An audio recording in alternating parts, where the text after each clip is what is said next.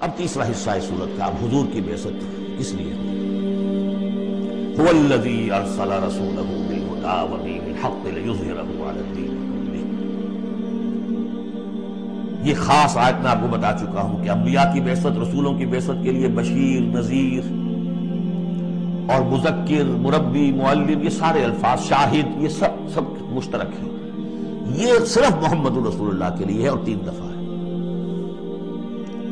وہی ہے اللہ جس نے بھیجا اپنے رسول کو صلی اللہ علیہ وسلم الہدا، کامل ہدایت نامہ جو ان پر کامل ہو گیا، اور دین حق، وہ میزان جو دی گئی تھی تمام انبیاء کو، وہ میزان اب کامل ہو کر دین حق، سچا، مکمل، عادلانہ، مبنی بر عدل و قسط نظام زندگی ہے جو بن گیا. کس لیے بھیجا ہے؟ لیظہرہ، سے غالب کرے. یہ نہیں وہ پامال رہے اور 30 لاکھ لوگ حج کرتے رہے، بس اللہ خیر صلی اللہ. رہ گئی رسم ادا روح بلالی نہ رہی، فلسفہ رہ گیا تلقین غزالی نہ رہی. یہ 30 لاکھ آدمی اگر کفن باندھ لے اپنے سر سے تو دنیا میں انقلاب آ جائے گا نہ آ جائے. حج کر آؤ، رمضان کا عمرہ کراؤ، ریچولز حرام سے کمائی کرو اور عمرے کرو. هو الذی ارسل رسولہ بالہدی ودین الحق لیظہرہ علی الدین کلہ ولو کرہ المشرکون. مشرکوں کو تو یہ پسند نہیں ہوگا. مشرک چاہیں گے توحید کا نظام قائم ہو جائے، اللہ کی حکومت پوری زندگی پہ قائم ہو جائے. اب مشرک کون ہے؟ مشرک صرف بت پرست نہیں ہے. سب سے بڑا مشرک وہ ہے جو کہ ہیومن سوورنٹی کا اعلان کر رہا ہے، وہ تو خدائی کا اعلان کر رہا ہے. بت پرست نے تو یہی سمجھا ہوگا یہ کوئی دیوی ہے، دیوتا ہے، کوئی ہماری سفارش کر دے گا. اس کے علاوہ وہ تو خدا بن رہے ہو تم کہ ہم حاکم ہیں. یہ دعوت و نمرودیت کا دعویٰ ہے، یہ دعوت و فرعونیت کا دعویٰ ہے. حاکم ہم ہیں. الیس لی ملک مصر وہذہ الانہار تجری من تحتی. فرق یہ ہے کہ وہ ایک شخص ہوتا تھا، آپ پوری قوم، بس اور کچھ بھی. وہ کبھی پسند نہیں کر سکتے. تصادم ہونا ناگزیر ہے، جہاد کرنا پڑے گا، کشمکش کرنی پڑے گی. اب وہ کون کریں گے؟ جو اللہ کو ماننے کا دعویٰ کرے اور رسول کو ماننے کا دعویٰ کرے. اگلی آیت پڑھ لیجئے. یا ایھا الذین آمنوا هل ادلکم علی تجارۃ تنجیکم من عذاب الیم. اے ایمان کے دعوے دارو، کیا میں تمہیں بتاؤں وہ تجارت جو تمہیں دردناک عذاب سے چھٹکارا دلا دے. تؤمنون باللہ ورسولہ وتجاہدون فی سبیل اللہ باموالکم وانفسکم. ایمان لاؤ اللہ پر جیسے کہ ایمان لانے کا حق ہے. سورہ نساء میں بھی پڑھ چکے ہیں. یا ایھا الذین آمنوا آمنوا باللہ ورسولہ والکتاب الذی نزل علی رسولہ. سورہ حجرات میں ڈیفینیشن مومن کی یہی ہے، انما المؤمنون الذین آمنوا باللہ ورسولہ ثم لم یرتابوا وجاہدوا باموالہم وانفسہم فی سبیل اللہ. تؤمنون باللہ ورسولہ وتجاہدون فی سبیل اللہ باموالکم وانفسکم ذالکم خیر لکم ان کنتم تعلمون یغفر لکم ذنوبکم ویدخلکم جنات تجری من تحتہا الانہار. وہ تمہارے لیے تمہارے گناہ بخش دے گا، تمہیں داخل کرے گا ان باغات میں کہ جن کے نیچے نہریں بہتی ہوں گی، اور ان باغات میں مسکن دے گا، مساکن طیبہ، بہت پیارے، بہت اعلیٰ، فی جنات عدن، ریزیڈینشل گارڈنز میں. ذالک الفوز العظیم. یہی بڑی کامیابی ہے. یہ بہت اہم نکتہ ہے. بندہ مومن کی نگاہ اس کامیابی پر جمی ہونی چاہیے، دنیا کی کامیابی پہ نہیں، دنیا میں دین کی کامیابی پر بھی نہیں. آپ حیران ہوئے کیا کہہ رہا ہے؟ نصب العین صرف آخرت. اگر آپ نے دنیا میں کامیابی کو نصب العین بنا لیا تو گڑبڑ ہو جائے گی. پھر آپ کہیں گے یہ تو صحیح طریقے سے کام نہیں ہو رہا تو ٹیڑھے سے کرو، سیدھی انگلیوں گھی نہیں نکل رہا تو ٹیڑھی کرو، بائی ہک اور بائی کروک، جیسے کوئی ہاکی کا پلیئر چلتا ہے لے کر کیری کرتا ہے. اسی میں تحریک گم ہو جاتی. تحریکوں کے قبرستان بنے ہیں اسی بنیاد پر.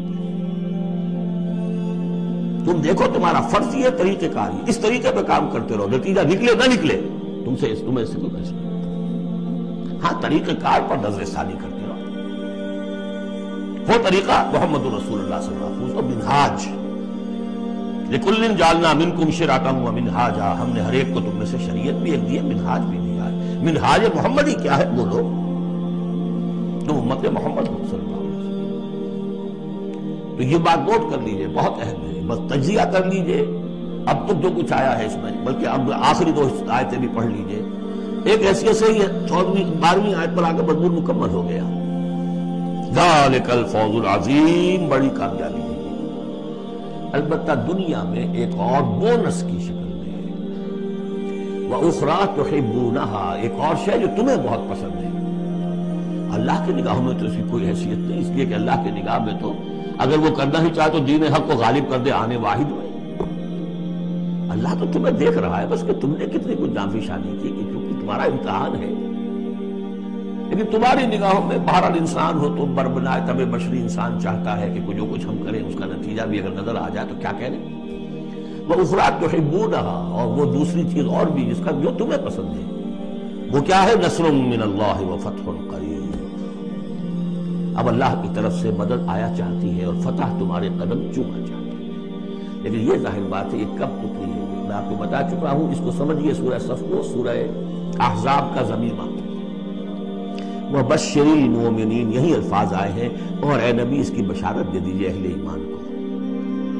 اور میں حضور کا آپ کو سنا چکا ہوں، آپ نے فرما دیا تھا غزوہ احزاب کے بعد، لَن تَغْزُوكُمْ قُرَيْشٌ بَعْدَ عَامِكُمْ هَٰذَا، اے مسلمانوں اب اس سال کے بعد قریش تم پر چڑھ کر نہیں آ سکتے، ایگزاسٹ ہو چکے۔ وَلَٰكِنَّكُمْ تَغْزُونَهُمْ، اب تمہاری طرف سے انیشیٹو ہوگا، اور وہ انیشیٹو تھا کہ جو عمرے کے سفر کی نیت سے آپ نے کیا، صلح حدیبیہ ہو گئی، اور اِنَّا فَتَحْنَا لَكَ فَتْحًا مُبِينًا کی آیت اتری۔ اور دوسری چیز آخرت میں یا ایک روحانی جو مقام تمہیں اس سے حاصل ہوگا، تم اللہ کے مددگار کا قرار پاؤ گے، اس سے اونچا کوئی مقام ہو سکتا ہے۔ یا ایھا الذین آمنوا کونوا انصار اللہ، اگر تم اللہ کے دین کا جھنڈا اٹھانے کے لیے اپنی جانیں لگا رہے ہو، کس کے مددگار ہو؟ اللہ کا دین ہے، جھنڈا اس کا ہے، اور یہ فرض منصبی اصل تھا محمد کا، تو ان کی بھی مدد ہے۔ من انصاری اللہ آگے آ جائے گا۔ اہل ایمان اللہ کے مددگار بنو، کما قال عیسیٰ ابن مریم للحواریین، جیسے کہ کہا تھا عیسیٰ ابن مریم نے اپنے حواریین سے، من انصاری اللہ، کون ہے میرا مددگار اللہ کی راہ میں۔ دیکھیے جیسے بیعت کی نسبتیں آئی تھی دو، بیعت حضور سے، بے اللہ سے، لہذا تیسرا ہاتھ اللہ۔ وہی مسئلہ یہ ہے، نصرت اللہ کی، لیکن میری نصرت اللہ کی طرف۔ اللہ کی نصرت کیسے کرو گے؟ میری نصرت کرو اللہ کے راستے میں، محمد رسول اللہ والذین معہ۔ اب بھی طریقہ جو فطری ہے وہ یہی ہے، جس کو بھی اللہ ہمت دے دے وہ کھڑا ہو۔ میں نے یکسو ہو کے فیصلہ کر لیا، میں نے تو اسی کے لیے جینا، اسی کے لیے مرنا ہے، آؤ بھائی کون میرے ساتھ آتا ہے؟ میں انصاری اللہ، میں تو چل رہا ہوں، وہ ساتھی ملے گا تب بھی چلوں گا، نہیں ملے گا تب بھی چلوں گا۔ اب کون میرے ساتھ آتا؟ من انصاری اللہ، جو ہاتھ میں ہاتھ دے اس کا ساتھی ہے۔ اذ قال عیسیٰ ابن مریم للحواریین من انصاری اللہ قال الحواریون نحن انصار اللہ۔ اگرچہ وہ مددگار تھے حضرت عیسیٰ کے، حقیقت میں تھے اللہ کے، بظاہر عیسیٰ کے، حقیقت اللہ کے۔ فآمنت طائفۃ من بنی اسرائیل، تو بنی اسرائیل دو گروہ میں تقسیم ہو گئے، ایک وہ جو ایمان لے آیا اور ایک وہ جو کفر پر اڑا رہا۔ وکفرت طائفہ فأیدنا الذین آمنوا علی عدوہم، تو ہم نے مدد کی ان کی جو ایمان لائے تھے ان کے خلاف، کہ جنہوں نے کفر کیا تھا ان کے دشمنوں کے خلاف، فاصبحوا ظاہرین، بالآخر وہی کامیاب ہوئے۔ لیکن یہ کامیابی آسانی سے ہاتھ نہیں آئی تھی، اچھی طرح سمجھ لیجیے گا۔ 300 برس لگے ہیں حواریین مسیح کو، اور ان کے اصل پیروکار جو تھے حضرت مسیح کے، وہ سختیاں انہوں نے جھیلی ہیں۔ تاریخ انسانی میں اگر آپ لیں گے ایک مقدار کی حیثیت سے، تو اتنی زیادہ قربانیاں شاید کسی نبی کے ساتھ ہی نہیں ہوئی۔ ایک ہے چیز جو ہے وہ سمٹ کر آ گئی ہو تھوڑے سے وقت میں، وہ ہے حضور کا معاملہ، کہ حضور کا اور آپ کے ساتھیوں کا۔ لیکن جتنے طویل عرصے تک اور جس قدر شدید پرسیکیوشن، عام خیال یہی، اور میں بھی اس کا قائل ہوں، کہ سورہ یاسین میں جو ذکر ہے، وہ جو 2 رسول بھیجے گئے اور پھر تیسرا بھیجا گیا، وہ اصل میں حواریین مسیح تھے، رسول کے رسول تھے، اللہ کے رسول نہیں تھے۔ اسی طریقے سے آپ کو معلوم ہے پرسیکیوشن ہوئی ہے ان کی، جس طریقے سے ستایا گیا، جو اصحاب الاخدود تھے وہ بھی عیسائی تھے، جن کو کہ یہودیوں نے جلایا، ابو نواس نے، وہ بھی عیسائی تھے، حضرت مسیح کے ماننے والے۔ اسی طریقے سے یہ 7 سلیپرز کون تھے جو جان بچا کر گئے تھے؟ اصحاب کہف عیسائی تھے۔ رومی شہنشاہیت تھی، بت پرستوں کی شہنشاہیت تھی، اس میں جو کچھ پرسیکیوشن ہوئی ہے وہ تو 300 عیسوی میں پھر رومن امپائر نے عیسائیت قبول کی ہے۔ اس کے بعد سے پھر ظاہر بات ہے چاہے عیسیٰ کو وہ صحیح طور پہ مانتے ہیں، غلط طور پہ مانتے ہیں، عیسیٰ کے ماننے والے ہیں، وہ کہتے ہیں وہ حرام زادہ ہے، وہ کہتے ہیں کہ نہیں وہ اللہ کا بیٹا ہے، بس اتنا ہی فرق ہو گیا، وہ ایک انتہا کو نکل گیا، وہ دوسری انتہا کو نکل گیا۔ باسٹرڈ کہتے ہیں کھلا کھلا، سن آف مین، اور وہ لوگ کہہ رہے اللہ کا، لیکن مانتے تو ہیں، یہ انکار کرتے ہیں۔ تو مان ہمارے ہاں بھی کتنے ہی لوگ ہیں حضور کے رتبے کو جب نعتوں میں بیان کرنے آئیں گے اللہ سے کم چھوڑتے ہیں، اللہ سے اوپر بنا دیتے ہیں۔ اوتار کا عقیدہ تو میں آپ کو بتا چکا ہوں، وہی جو مصطفی عرش تھا خدا ہو کر اتر پڑا وہ مدینے میں مصطفیٰ ہو کر۔ مدینے کی مسجد میں منبر کے اوپر بغیر عین کے ایک عرب ہم نے دیکھا، عرب میں سے عین نکال دے کیا رہ جائے گا؟ اب کون ہے کہنے والا ہے؟ مسلمان، محمد کا امتی ہے۔ یہ جو انتہائیں ہوتی ہیں، غلو ہوتا ہے، یا اہل کتاب لا تغلو فی دینکم، تو غلو ہم کم ہے کم کرنے والے۔ کون سا جرم ہے جو پچھلوں نے کیا ہم نے نہیں کیا،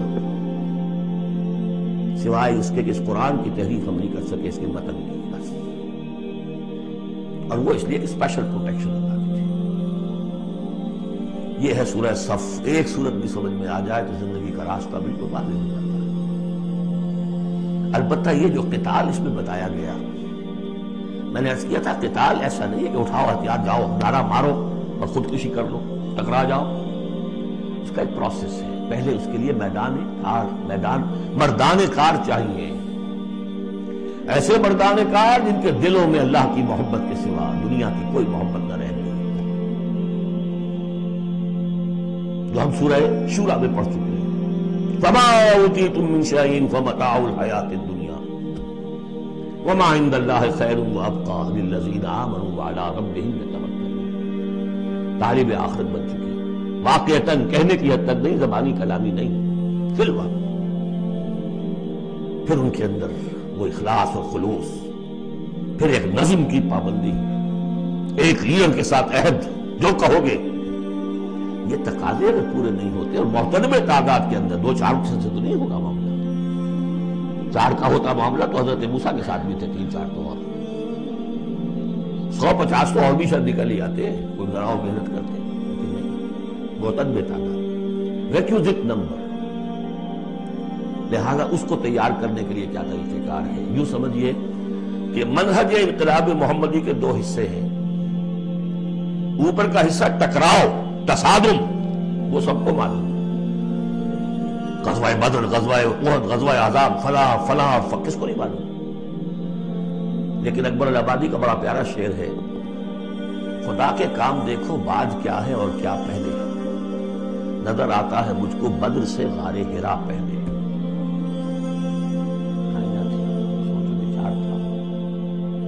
پھر اس نے 12 برس تک مکے میں جو دعوت، تبلیغ، تربیت، تزکیہ، تعلیم، تنظیم، یہ کام کیا، یہ ہے جس کا نتیجہ سامنے نظر آتا ہے۔ چاہے تمہارے جسم کے ٹکڑے اڑا دیں، تم نے ہاتھ نہیں اٹھانا۔ یہ ارادہ آسان کام ہے کوئی؟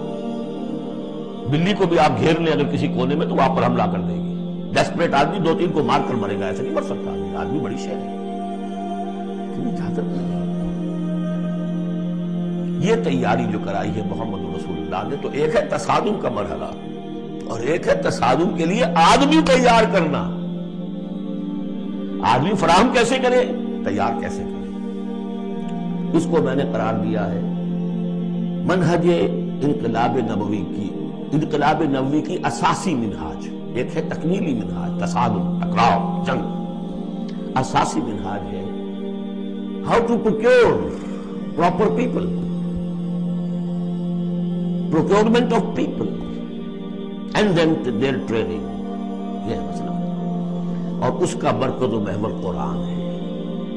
اگلی سورہ جمعہ اسی سے بحث کر رہی ہے۔ یوں سمجھ لیجئے کہ بعثت محمدی کا مقصد، اس کے لیے تصادم کے مراحل، یہ سورہ صف میں، لیکن اس کے لیے مردان کار کی تیاری کا عمل سورہ جمعہ۔